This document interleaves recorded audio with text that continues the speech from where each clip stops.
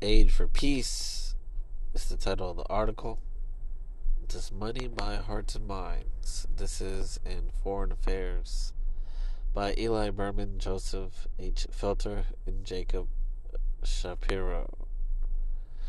The future of humanitarian assistance and security policy in chaotic places such as Syria and Iraq could rest on a single question. Does aid in conflict zones promote peace or war? It seems intuitive to assume that hunger and exposure push people to violence and that aid should therefore lead to peace.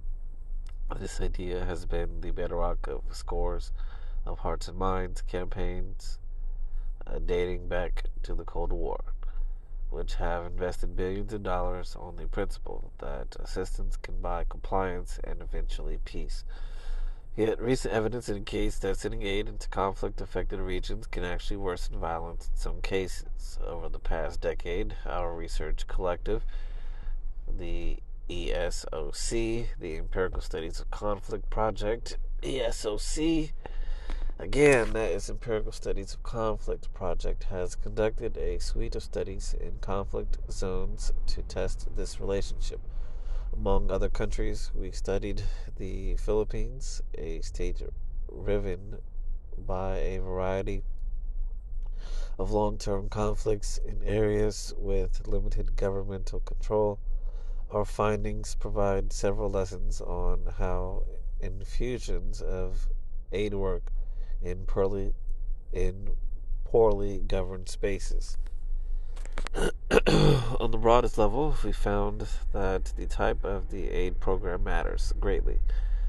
Certain kinds of assistance, targeted low-profile conditional transfers delivered directly to needy families, appeared to decrease conflict. By contrast, large and more high-profile projects, such as initiatives to improve infrastructure, may empower insurgents and exacerbate hostilities. These findings, we hope, can help inform an improved approach to aid that would both relieve suffering and help promote long-term stability. Aid to the rescue. The assumption that aid reduces conflict is grounded in intuitive notions of alleviating grievances, providing legitimate employment, and creating reciprocal gratitude.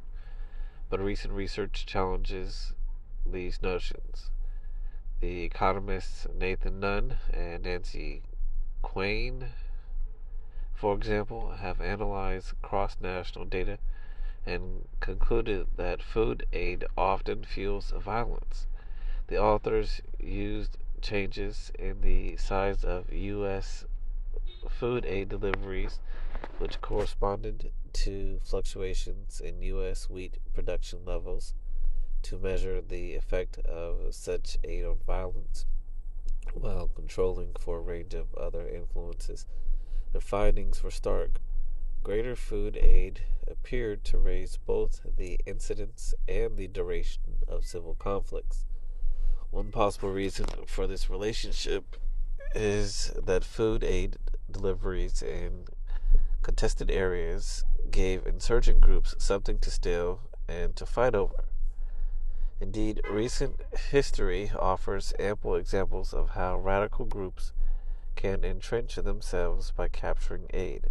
Hamas in the Gaza Strip, for instance, has been known to rebrand international aid as its own, and Shiite militias in Iraq did the same, with aid funded by the United States. Nunn and Quain findings applied only to ongoing hostilities in countries with a recent history of civil strife, meaning that food aid was not found to spark conflict where none existed, and to subnational violence, not wars between nations.